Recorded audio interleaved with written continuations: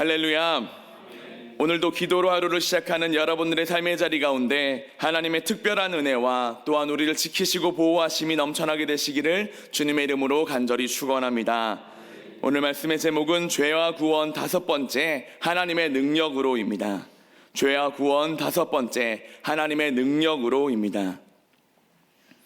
함께 읽은 고린도후서 13장의 말씀은 사도 바울이 고린도에 방문하기에 앞서서 고린도 성도들에게 죄악에서 떠나 정말 진심으로 살아가기를 간절히 구하는 서신서의 한 부분입니다.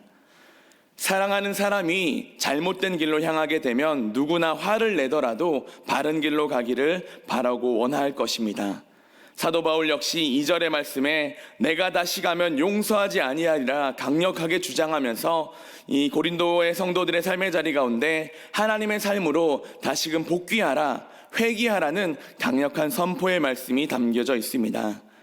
본문의 앞부분을 살펴보게 되면 고린도 성도님들이 영적으로나 윤리적으로 건강한 상태가 아니었음을 쉽게 찾아볼 수 있게 됩니다. 예수님을 구주로 믿고 있다가도 여전히 남아있는 우상숭배와 음란의 삶, 여러 가지 죄악들이 가득한 삶의 모습이 보여졌기에 멀리 떨어져 있는 사도 바울도 고린도 교회 성도들의 그와 같은 삶을 바라보고 있기에 사도 바울이 더 이상 견딜 수 없는 마음에 편지를 쓰고 있던 것이었습니다. 이처럼 잘못된 길로 들어서 있는 고린도 성도들, 그들을 향한 애처로운 마음의 사도 바울, 책망하는 음성이 담겨져 있지만 그의 중심에는 또한 그 뒷면에는 그들을 사랑하는 따뜻한 마음이 담겨져 있습니다. 영적인 아버지의 모습으로 그들을 정말 사랑으로 품어주게 하시며 다시금 회복하게 하는 예수님의 마음이 사도 바울의 음성 가운데 찾아볼 수 있게 되는 줄 믿습니다.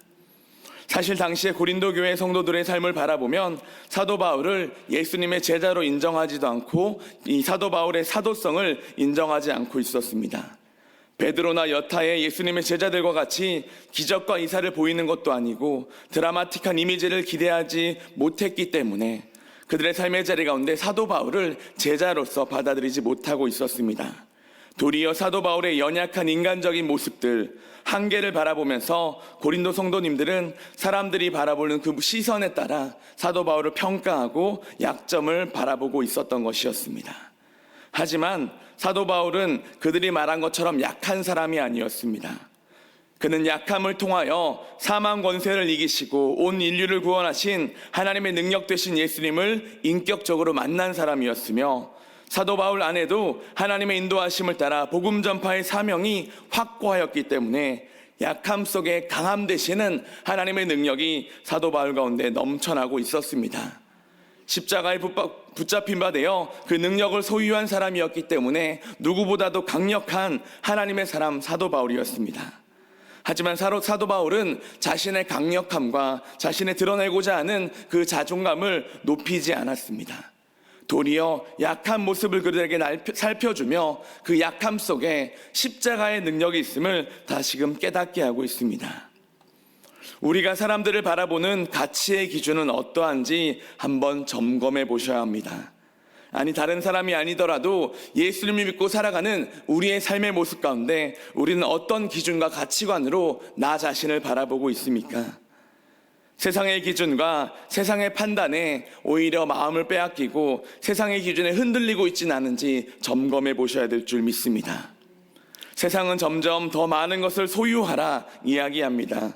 겉모습에 투자하라 말합니다. 세속적인 가치관과 그 기준에 따라서 우리의 삶의 모습도 변화되어야 한다고 우리를 유혹하고 있습니다. 세상의 흐름에 발맞추지 못한다면 정말 실패자의 모습이고 하나님의 모습 따라 하나님의 인도하심을 따라 나아가는 것이 아님을 우리를 유혹하고 있습니다.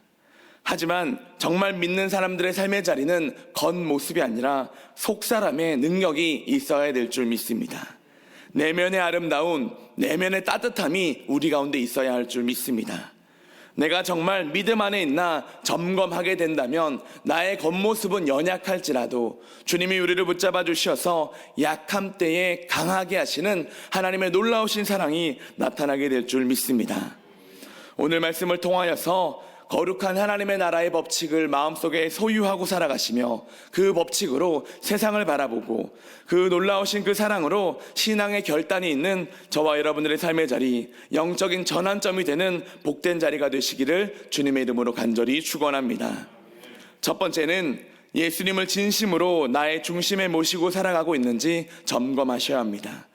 예수님을 진심으로 나의 중심에 모시고 살아가는지 점검해야 합니다. 5절의 말씀입니다. 너희는 믿음 안에 있는가? 너희 자신을 시험하고 너희 자신을 확증하라. 예수 그리스도께서 너희 안에 계신 줄을 너희가 스스로 알지 못하느냐? 그렇지 않으면 너희는 버림받은 자니라. 아멘. 사도 바울은 예수님을 구주로 모시고 살아가는 삶의 자리 가운데 반드시 예수님이 친히 함께 하신다는 복음의 핵심을 다시금 깨닫게 하고 있습니다. 주님을 믿고 살아가는 삶의 자리에 주님은 반드시 도우시고 역사하시게 될 줄 믿습니다.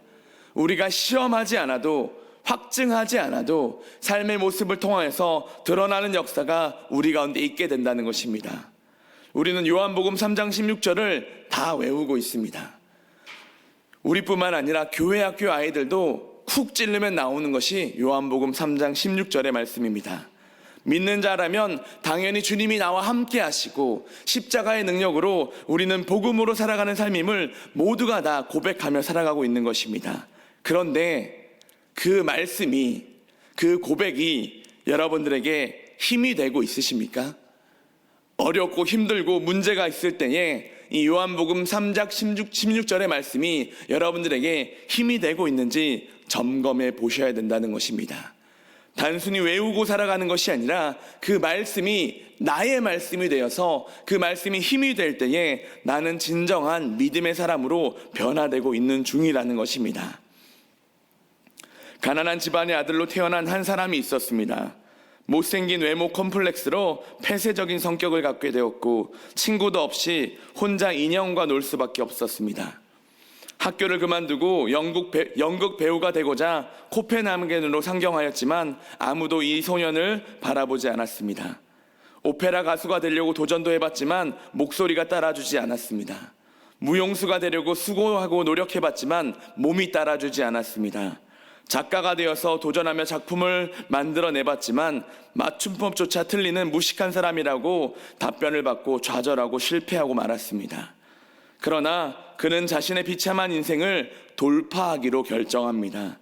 그는 믿음의 사람이었고 주님이 그와 함께 하시다는 사실을 마음속으로 붙잡고 있었기 때문이었습니다. 공부를 시작하고 다시 글을 쓰기 시작했습니다. 실현당했던 자신의 슬픈 사랑의 이야기를 인어공주로, 어머니가 알코올 중독으로 돌아가신 사건의 이야기를 성냥팔이 소년의 이야기로, 친구 하나 없이 인형과 상상하며 놀았던 이야기를 잠자는 숲속의 미녀로 작성하기 시작하였습니다. 작품 하나하나가 모두 자신이 경험했던 밑바닥의 인생이고 그 자신의 스토리였기 때문에 그의 모습들을 작성하기가 쉬웠고 그 모습을 통하여서 다른 사람들에게도 영향력을 끼치기 시작하였습니다. 이 소년은 이제는 세계적인 작가가 된 기독교 문학가 한스 크리스찬 안데르센이었습니다. 세상의 눈으로 바라봤을 때 이 안데르센은 실패한 사람이었고 좌절한 사람이었으며 결국은 결과가 안타까운 삶의 모습이었습니다. 하지만 하나님은 그의 모습을 끝까지 믿음으로 살아가게 하시며 이 세상의 시야가 아니라 하나님의 시야를 소유하여 뛰어넘는 인생, 돌파하는 인생으로 거듭나게 하였습니다. 믿음은 비유가 아니라 현실입니다. 믿음으로 살아가게 되면 우리의 삶의 곳곳마다 현실적인 하나님의 도우심이 넘쳐나게 될 줄 믿습니다. 그런데 그 믿음을 우리가 붙잡고 살아가고 있는지 우리가 점검해야 된다는 것입니다. 예수님을 반석으로 하여 인생을 세워갈 때에는 결코 무너지는 안타까운 상황이 나타날 수 없습니다. 그런데 지레짐작하여 우리가 포기하고 싶습니다. 더 이상 하나님이 도우시는 것이 아닌 것만 같고 우리를 도우시는 손길이 끊어진 것만 같아 마음의 어려움과 좌절감이 이뤄질 때도 있습니다. 그런데 우리는 기억해야 합니다. 주님은 한 번도 우리의 손을 놓으신 적이 없습니다. 당장은 실패한 것만 같고 좌절되는 것만 같고 아무것도 되지 않는 것만 같은 인생의 모습일지라도 주님은 나와 함께 하셔서 우리를 살리시며 결국은 승리하게 하실 줄 믿습니다. 갈라디아서 2장 20절입니다. 내가 그리스도와 함께 십자가에 못 박혔나니 그런즉 이제는 내가 사는 것이 아니요 오직 내 안에 그리스도께서 사시는 것이라. 이제 내가 육체 가운데 사는 것은 나를 사랑하사 나를 위하여 자기 자신을 버리신 하나님의 아들을 믿는 믿음 안에서 사는 것이라. 믿음의 삶이란 나를 사랑하셔서 나를 위하여 자기 자신을 버리신 하나님의 아들 예수 그리스도를 믿는 믿음 위에 굳건히 서는 것인 줄 믿습니다. 그리고 내 모든 삶의 중심점을 주님께로 마치고 살아갈 때에 진정한 그리스도인의 삶이 우리 가운데 펼쳐진다는 것입니다. 고린도 교회 성도님들은 그와 같은 기쁨을 누리지 못하고 있었습니다. 세상적인 기준과 세상적인 기쁨과 죄악 가운데 혼란한 인생을 살아가고 있었던 것입니다. 이들을 향한 사도 바울의 애타는 외침과 고백의 소리, 지금 나에게 들려오고 있는 회복의 목소리가 되어야 될 줄 믿습니다. 나를 사랑하시고 나의 삶의 자리가 다시금 주님께로 나아가기를 원하시는 예수님의 그 음성에 귀를 기울이십시오. 그리고 이 시간을 통하여서 영적인 성장을 모색하며 다시금 주님의 손에 이끌려 항상 승리하시는 저와 여러분들의 삶의 자리가 되기를 주님의 이름으로 간절히 축원합니다. 두 번째는 내 삶의 방향이 믿음에 맞춰져 있는지 점검하셔야 합니다. 내 삶의 방향이 믿음에 맞춰져 있는지 점검하셔야 합니다. 5절의 말씀입니다. 너희는 믿음 안에 있는가 너희 자신을 시험하고 너희 자신을 확증하라. 예수 그리스도께서 너희 안에 계신 줄을 너희가 스스로 알지 못하느냐. 그렇지 아니하면 너희는 버림받은 자니라. 아멘. 과거이나 오늘이나 하나님을 모시고 살아가는 성도의 삶에는 예수 그리스도의 복음으로 구원받은 진정한 행복이 우리 가운데 펼쳐지게 됩니다. 현재 누리게 될 기쁨과 장차 미래에 보장된 복된 삶이 열려져 있는 줄 믿습니다. 그런데 이러한 행복과 평강이 세상적인 소유가 많아지거나 환경적인 승리가 더욱더 넘쳐나게 되는 것을 의미하지는 않습니다.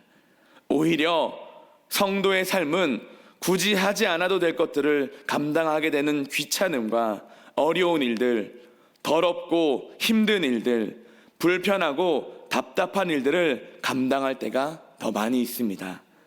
남들보다도 더 많은 불편과 사역을 감당해야 되는 삶이 우리 가운데 열려질 수도 있습니다. 남들은 더 많이 쉬고 더 좋은 것들을 쫓아갈 때에 우리는 새벽을 깨어서 나와서 기도하며 힘든 일들을 자처할 때가 있다는 것입니다. 그런데 그와 같은 상황 속에서 우리는 하나님을 발견하셔야 됩니다. 그리고 예수님의 고난을 붙잡으셔야 됩니다.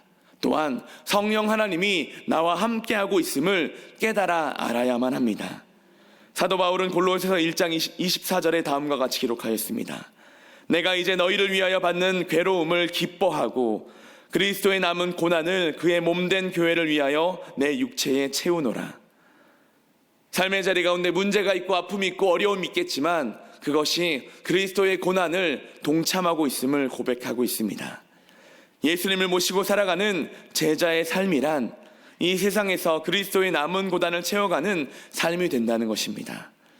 세상에서 많은 사람들이 누리고 싶어하는 물질적인 축복, 관계의 축복, 명예의 축복, 자녀의 축복, 그 수만 가지 축복들을 당장 내가 받지는 못한다 할지라도 그리스도인으로서 행복과 기쁨을 내가 누리는 수많은 고난과 바꿔준다면, 십자가의 분량이 감당하게 된다면, 의의 면류관을 바라보면서 영적인 그 발걸음을 지금도 걸어가고 있다면 하나님은 우리의 삶의 자리 가운데 함께하여 주시사 놀라운 하나님의 능력을 우리 가운데 허락해 주실 줄 믿습니다.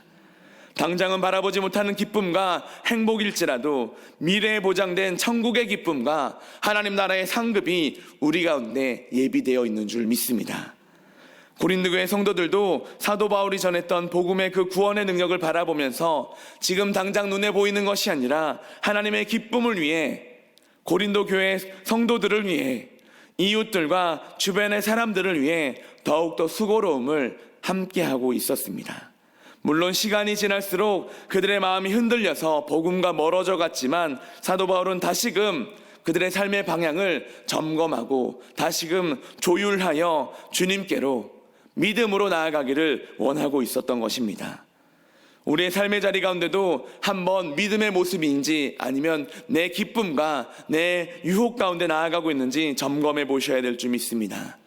여러 가지 갈등들과 분열과 타락 속에 천국의 기쁨을 상실하고 있지는 않은지 점검해 보셔야 된다는 것입니다. 믿음으로 살아가는 삶이란 우리의 삶의 자리 가운데 아픔과 슬픔과 어려움이 있다 할지라도 주님의 눈이 어디를 향하고 있는지 바라보는 것입니다. 여러분들이 잘 아시겠지만 사도 바울이나 예수님이나 육체적으로는 연약하였습니다. 죄가 없음에도 불구하고 십자가에 달리실 정도로 약하였습니다. 하지만 우리 하나님은 반전의 하나님이십니다. 약할 때 강하게 하시는 능력의 주님이십니다. 강준민 목사님께서 겸손과 영적 성숙이라는 책에서 다음과 같이 기록하였습니다. 제가 한국 교회에서 제일 먼저 배운 것은 청소였습니다. 그 다음에는 새벽종을 치는 것이었습니다.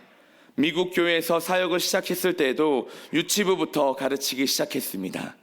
주보를 작성하고 모든 인쇄물을 만들고 차로 성도님들을 데리러 다녔습니다. 어르신들을 병원에 모시고 가서 통역을 해드렸고 의료 신청도 도와드렸습니다. 필요하면 교인들의 이삿짐도 날라줬습니다. 그 과정들을 통해서 한 단계 한 단계 주님의 일을 배워갔습니다. 훌륭한 요리사가 되려면 설거지부터 잘 할 줄 알아야 합니다. 오래전부터 큰 스승에게 배우길 원하는 제자는 먼저 스승을 위해서 청소할 줄 알아야 되며 밥을 할 수 있어야 되고 빨래를 하면서 가르침의 때를 기다렸습니다. 테니스 선수가 되기를 원하는 사람은 시합을 참관하면서 공부터 줍는 훈련을 받습니다. 낮은 곳에 있어 본 사람은 다른 사람과 소통은 잘하고 사람들이 자주 맞닥뜨리는 문제를 잘 압니다. 또한 그 문제를 풀어낸 경험이 있기 때문에 문제를 푸는데도 탁월합니다. 낮은 곳에서 우리는 사람들의 필요를 알게 되기 때문입니다. 성공이란 사람들의 필요를 알고 채우는 것이기에 사람들의 필요를 알 수 있는 낮은 곳에 기회가 있는 것입니다.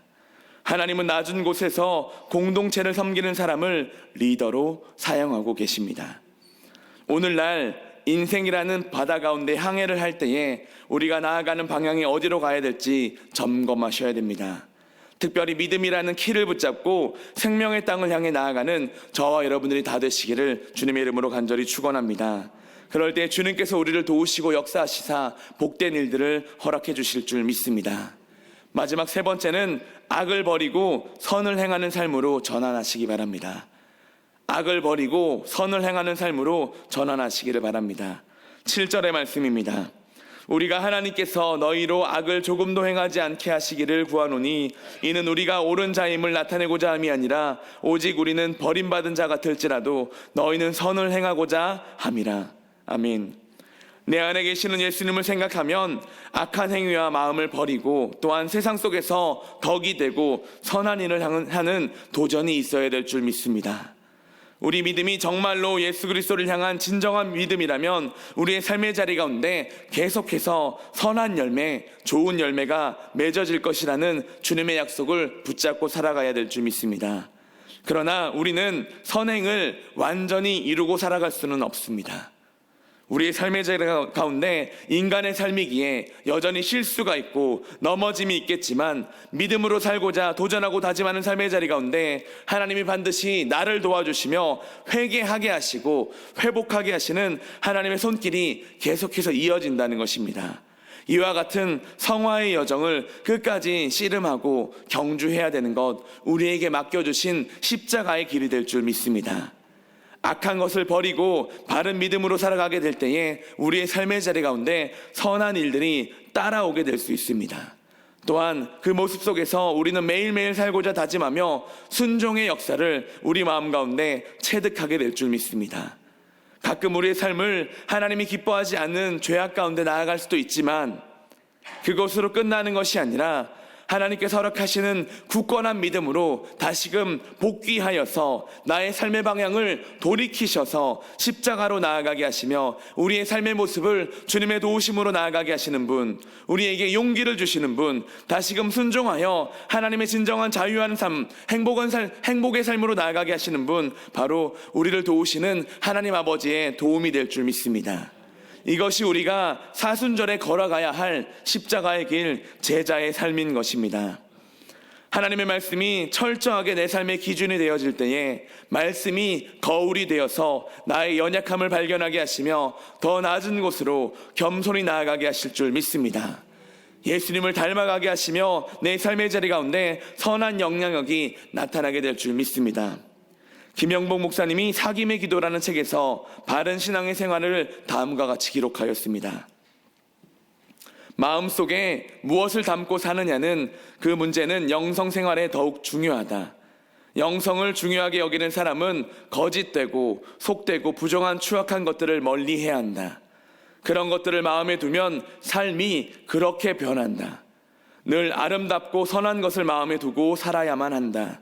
그럴 때에 마음의 눈과 귀가 열릴 것이며 그 눈으로 하나님 나라를 보고 그 귀로 그분의 음성을 들을 것이다. 그와 같은 변화가 일어날 때에 우리는 비로소 주님과 동행하는 삶을 살아가게 되는 것이다. 이 땅을 살아가면서 항상 선을 선택할 수는 없을 것입니다. 하지만 주님이 반드시 도우시고 역사하여 주셔서 우리가 복된 삶을 향해 나아가도록 인도하실 줄 믿습니다. 사도 바울도 고린도 교회 성도님들이 그와 같은 삶을 향해 나아가기를 도전하며 다시금 믿음을 붙잡기를 원하는 마음에서 정말 그들의 마음 가운데 그들의 모습을 손짓고 또한 그들의 모습을 바라보게끔 하였습니다. 그리고 그들의 삶의 태도와 습관을 점검하게끔 하였습니다. 그리고 결론적으로 하나님께서 허락하신 은혜를 끼치기를 원했습니다. 13장 마지막 13절에는 다음과 같이 기록하고 있습니다. 주 예수 그리스도의 은혜와 하나님의 사랑과 성령의 교통하심이 너희 무리와 함께 있을지어다. 사도 바울은 따뜻한 마음으로 고린도 교회 성도님들을 축복하면서 기도하였고 그 귀한 마음이 지금 우리와도 연결되어 있는 줄 믿습니다. 지금 이 자리에 계신 광림의 모든 권속팀들의 삶의 자리 가운데 우리의 가정과 직장과 우리의 모든 삶의 현장 가운데 우리 주 예수 그리스도의 은혜와 하나님의 사랑과 성령님의 교통하심이 함께 하시는 축복을 우리가 누리며 살아가게 되기를 주님의 이름으로 간절히 축원합니다. 기도하겠습니다. 거룩하신 하나님, 오늘도 십자가를 붙잡고 나아가며 하나님의 사랑을 이어가게 도와주시옵소서. 아버지 하나님, 이 땅에 코로나 바이러스로 힘들고 어려운 삶이 펼쳐져 있습니다. 주여 홀로 있지 말게 하시고 생명의 빛을 비춰 붙잡게 하여 주시옵소서. 아버지 하나님을 바라보면서 하나님 승리하게 도와주시옵시고 위로부터 내려오는 하나님의 지혜를 바라보며 평강을 붙잡고 살아갈 수 있도록 주님 도와주시옵소서. 이 사태가 잘 수습되게 도와주시옵시고 하나님 광림교회가 하나님 사회적인 하나님 선택을 하며 나아갑니다. 아버지 하나님 도우시고 역사하여 주셔서 하나님 세상의 빛이 되게 도와주시옵시고 거룩한 하나님의 나라가 될 수 있도록 주님 도와주시옵소서.